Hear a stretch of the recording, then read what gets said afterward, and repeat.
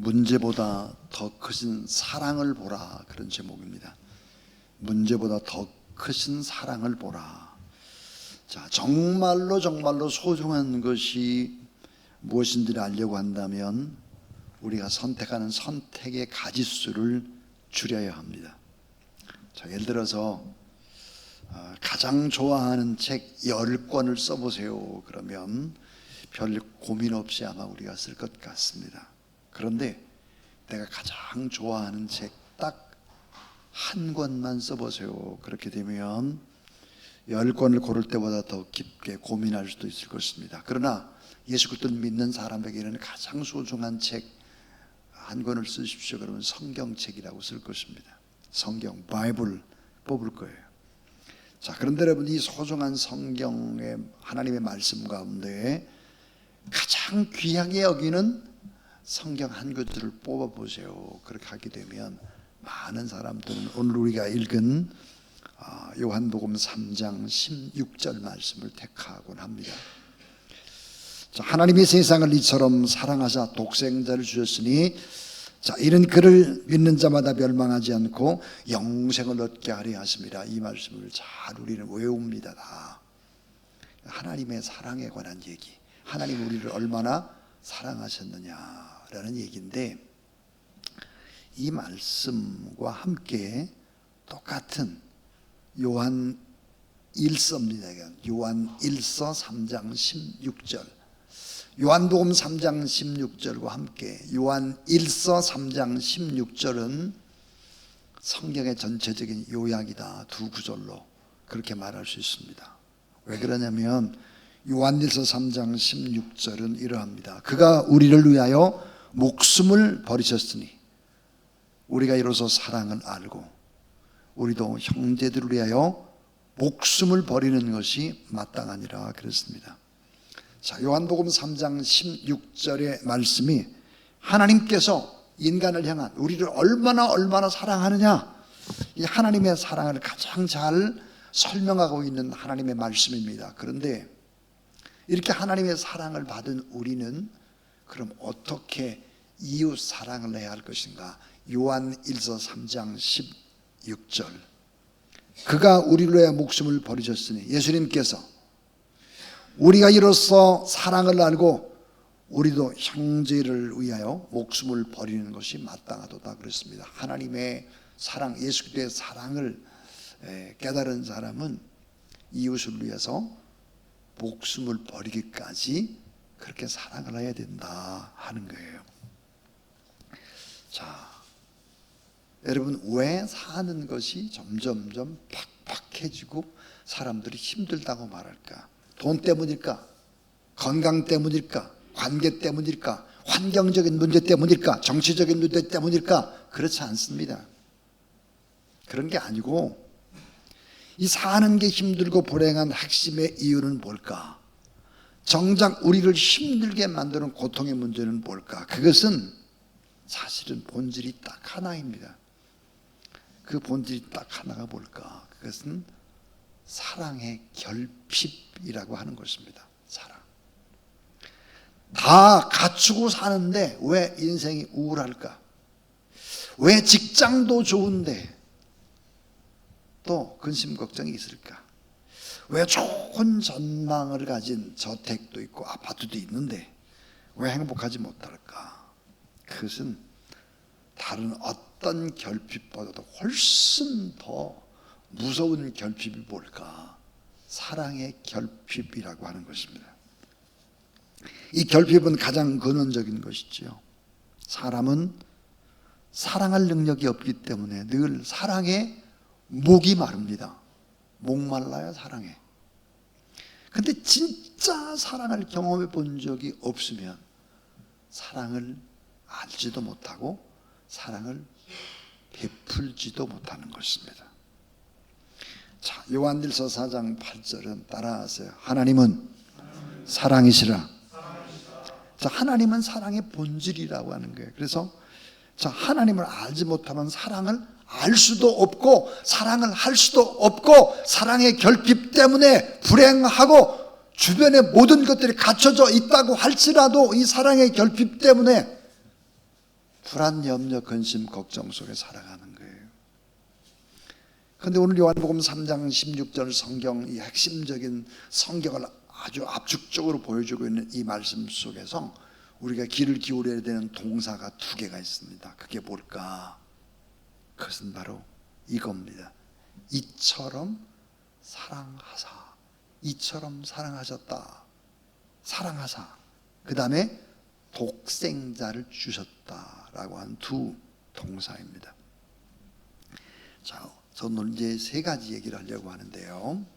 그 첫 번째가 뭐냐면, 자, 주는 사랑이 진짜 사랑이다. 주는 사랑, 독생자를 주셨으니 이처럼 우리를 사랑하사. 자, 주는 사랑이 진짜 사랑이라는 거예요. 인간의 사랑 어떨까요? 갈증나요. 인간의 사랑 결핍, 자기중심이고 이기적이에요. 근데 여러분, 예수 그리스도의 십자가의 사랑은 일방적으로 계속해서 주는 사랑입니다. 자, 계산하지 않는 사랑, 자, 순수한 오염되지 않는 사랑, 자발적인 의지적인 사랑, 끊임없이 주는 사랑, 받을 계산을 하지 않고 완전히 다 전력 투구하고 다 바치는 사랑. 그래서 여러분, 하나님의 사랑을 경험하게 되면, 십자가의 사랑을 경험하게 되면 아까운 것이 없어요. 계산을 하지 않고 주어요. 계산을 하지 않고 베풀고 나눈다고요. 그래서 여러분, 이런 주는 사랑이 진짜인 거예요. 뭘 받으려고 자꾸 하지 말고 가능한 많이 줘야 돼요. 많이 주고 바보같이 주고 또 주고 또 주고 계속 그렇게 줘야 돼요. 여러분, 교회도 자꾸만 인색해져서 교회 내부적인 일들만 하려고 막 베풀지 못하면 이거는 참 불행한 거예요. 그래서 주는 사랑이 진짜 사랑이다. 주는 사랑. 두 번째는, 자, 하나님 사랑은 먼저 베푸는 사랑이에요. 가장 소중한 것을 베풀었어요. 요한일서 4장 10절에 보니까 사랑은 여기 있으니 우리가 하나님을 사랑한 것이 아니요 하나님이 우리를 사랑하사 우리 죄를 속하기 위하여 화목제물로 그 아들을 보내셨습니다 그랬어요. 화목제물로 아들을 줬다는 거예요. 요한일서 4장 19절에 보니까 따라하세요. 우리가 사랑하면 그가 먼저 우리를 사랑하셨습니다. 예, 먼저 우리를 사랑했다는 거예요. 먼저 가장 소중한 것을 주셨다는 거예요. 그런데 여러분, 오늘 우리는 죄인이에요. 그냥 죄인도 아니에요. 어느 정도의 죄인이냐, 머리부터 발끝까지 죄로 똘똘 뭉친 죄인, 하나님의 심판을 받아도 전혀 이상할 리가 없는 죄인, 우리가 처참히 십자가에 매달려 죽어야 될, 그래도 변명할 여지가 전혀 없는 죄인이에요. 로마서 5장 8절에 보니까 이렇게 말씀하죠. 우리가 아직 죄인 되었을 때 그리스도께서 우리를 위하여 죽으심으로 하나님께 자기에 대한 사랑을 확증했다 그랬어요. 어떤 조건을 내걸면서 우리를 사랑한 것이 아니라 그저 일방적으로 먼저 손을 내밀었다. 그래서 전혀 우리가 경험해 보지 못한 사랑, 먼저 다가오는 사랑, 찾아오는 사랑, 계속 속죄의 사랑, 이런 큰 사랑, 이런 사랑을 하셨다는 거예요. 먼저 그 사랑이라는 걸 먼저 베풀어야 돼요. 먼저 베풀어라. 내가 먼저. 자, 마지막 이 세 번째는 말틴 루터가 하나님의 사랑을 뭐라고 표현했느냐, 미친 사랑이다 그래서 미친 사랑. 따라하세요. 자기를 다 내어주신 미친 사랑. 예. 미쳤네 그러잖아요. 예. 사랑하는 여러분, 부모님의 사랑에 한계가 있습니다. 우리 어머님이 얼마나 사랑합니까? 그러나 어머니의 사랑에 한계가 있고, 아버지의 사랑에 한계가 있고, 스승의 사랑에 한계가 있고, 사랑하는 가족, 사랑하는 아내, 사랑하는 남편 전부 다 한계가 다 있어요. 한계. 그러나 하나님의 사랑은 한계가 없죠. 불변의 사랑이야. 그러니까 여러분요, 우리의 아들과 딸들이 하나님의 사랑을 만나지 않으면 결핍 속에 허덕거린다는 거예요. 행복 못해요. 진짜 사랑을 경험해야죠. 하나님의 사랑은 한계가 없어요. 불변의 사랑이에요. 그래서 로마서 8장 32절 따라하세요. 자기 아들을 아끼지 아니하시고 우리 모든 사람을 위하여, 그 다음 이렇게 돼 있죠. 내어주신 이가 어찌 그 아들과 함께 모든 것을 우리에게 주시지 않겠느냐 그랬습니다. 자기 아들을 아끼지 않고 우리에게 내어주신 큰 사랑, 최고의 사랑, 모든 것 주신 하나님의 사랑, 독생자의 목숨과 바꾼 사랑, 진짜 사랑을, 진짜 하나님이 나를 사랑하는구나, 이거를 경험하게 되면 저절로 사랑하게 됩니다. 그리고 내 삶을 송두리째 하나님 앞에 내가 바쳐야 되겠다, 이런 생각을 하게 되는 것이죠. 하나님의 사랑은 독생자를 주시는 사랑에서 끝나는 사랑이 아닙니다.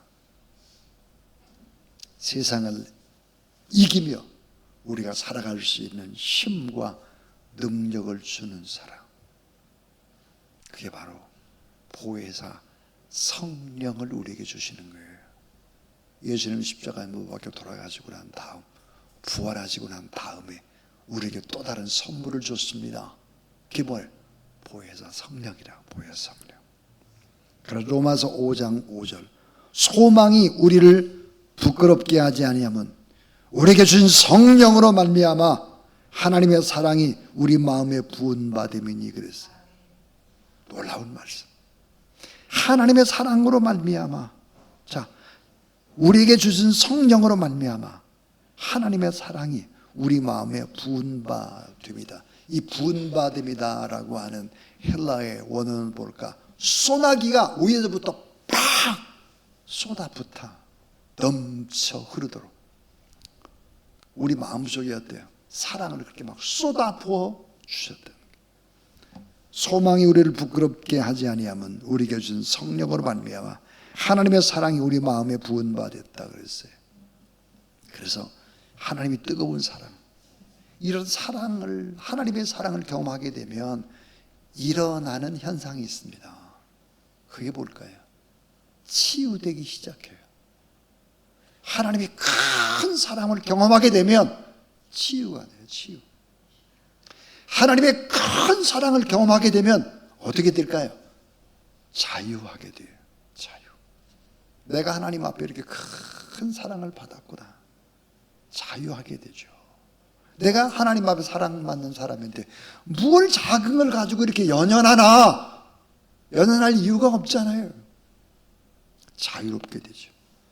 치유가 시작이 된다 하는 거예요. 그러면서 동시에 여러분, 성령이 우리 안에 거하셨기 때문에 결국은 기도의 능력과 함께 응답의 기적의 역사들이 일어나기 시작한다 믿으시기 바랍니다. 우리가 이 하나님의 사랑을 믿고 뜨겁게 간절히 부르짖어 기도할 때 반드시 역전되고 반드시 잘 된다는 사실을 믿으시기 바랍니다. 이런 뜨거운 마음으로 하나님 앞에 오늘도 기도하고 찬양하는 여러분 되길 바랍니다. 오늘 아침에 문자 하나가 왔어요. 이정모 선교사님이 꼬궁으로 이제 돌아가시고 난 다음에 문자예요. 목사님, 교인들이 많이 떠나갔지만 다시 돌아오기 시작합니다. 그래서 쌀하고 라면 사서 나누기 시작했습니다. 그러면서 이제 쭉 이야기하고 맨 마지막에 이런 글이 참 가슴에 와 닿았습니다. 곡궁에 돌아오니까 고향에 돌아온 것 같고 바람이 다릅니다. 이렇게 곡궁에 돌아오니까 바람이 다르대. 고향에 온 것 같대. 그래서 여러분 이 선교사님들이 다 어떠냐면 참 캄보디아에 있을 때는 한국이 그립고요, 한국에 오면 또 캄보디아가 그립고 그런 거예요, 선교사님들이. 예? 우리 이영구 선교사님도 오늘 오셨는데 뭐 한국이 너무 덥다고 캄보디아는 시원한데도 캄보디아 노래 부르더라고요. 보니까 그런 거죠. 여러분, 내 모든 것들을 바친 그곳이 진짜 우리가 있어야 될 곳이죠. 사랑은 그런 것입니다. 자, 오늘 제가 세 가지 얘기를 했습니다. 큰 문제보다 더 큰 사랑을 보라. 문제가 아니라 더 큰 사랑을 베푸시는 하나님을 보라는 거죠. 주는 사랑이 진짜입니다. 우린 계속 줘야 합니다. 하나님의 사랑은 먼저 베푸는 사랑이었습니다. 최고를. 그래서 하나님의 사랑은 자기를 다 내어주신 미친 사랑이다. 미친 사랑. 그래서 하나님의 사랑, 이 십자가의 사랑을 받고 나면 인생은 변화되기 시작하는 것입니다. 자유함이 있고요, 맺히는 이런 것들이 없어요. 그리고는 이것으로 끝나는 것이 아니라 하나님의 뜨거운 사랑을 경험하게 되면 치유가 됩니다. 회복이 일어나기 시작하죠. 그리고 뭐에 매이지를 않아요. 그리고 예수 그리스도의 십자가의 사랑, 부활의 사랑, 그것은 바로 성령으로 이어집니다. 성령에 충만하고 오늘 이 밤도 살아계신 주님을 찬양하고 뜨겁게 기도할 때 하나님의 거룩한 역사하심에 일어나는 축복된 밤 되길 주의 이름으로 축원합니다.